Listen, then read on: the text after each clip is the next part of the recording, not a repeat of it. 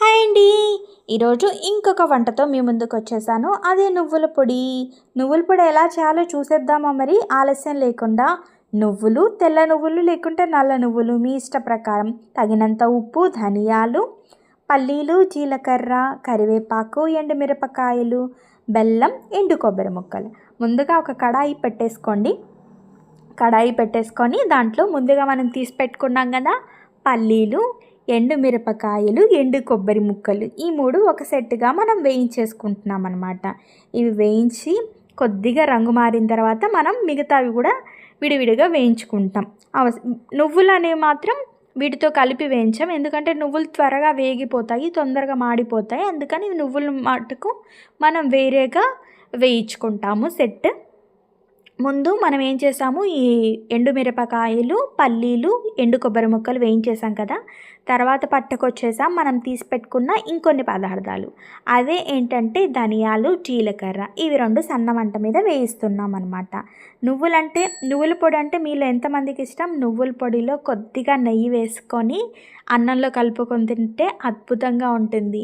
ఇది ఇడ్లీల్లో కూడా super combo, దోశలో కూడా అద్దిరిపోతుంది, దేంట్లో అయినా సూపర్గా ఉంటుంది మన నువ్వుల పొడి. చలికాలంలో అందరు ఇష్టపడి తింటారు.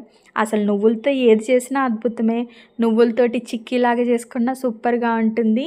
నువ్వులతోటి ఈ విధంగా పొడి చేసుకున్నా బాగుంటుంది. నూగు జీడి అయితే చిన్నప్పుడు చాలా చాలా ఇష్టపడి తినేదాన్ని.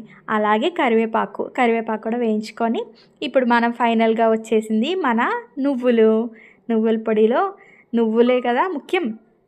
నువ్వుల్ని కూడా సన్నగా ఇందాక చెప్పిన విధంగా మీకు ఇష్టం అండి.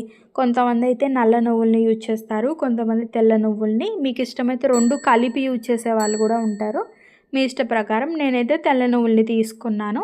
ఇవి సన్నగా వేయిస్తూ ఉండండి. ఇవి కూడా కొంచెం రంగు మారి తర్వాత గోల్డెన్ బ్రౌన్ కలర్లోకి మారిన తర్వాత తీసి పెట్టేసుకొని కొద్దిగా చల్లారిన తర్వాత వీటన్నిటిని మిక్సీ వేసేసుకోవచ్చు. ముందుగా వేయించి పెట్టుకున్న ఎండుమిరపకాయలు, పల్లీలు, జీలకర్ర, ధనియాలు, తగినంత ఉప్పు వేసేసుకోండి. ఎండు కొబ్బరి ముక్కలు కూడా వేసేసాను.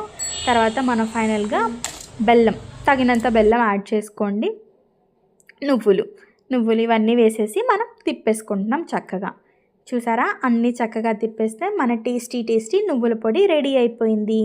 ఇలాంటి మరిన్ని పొడి వీడియోల కోసం మరియు వంటకాల కోసం ఛానల్ని ఫాలో అయిపోండి. అలాగే సబ్స్క్రైబ్ కూడా చేసేసుకోండి.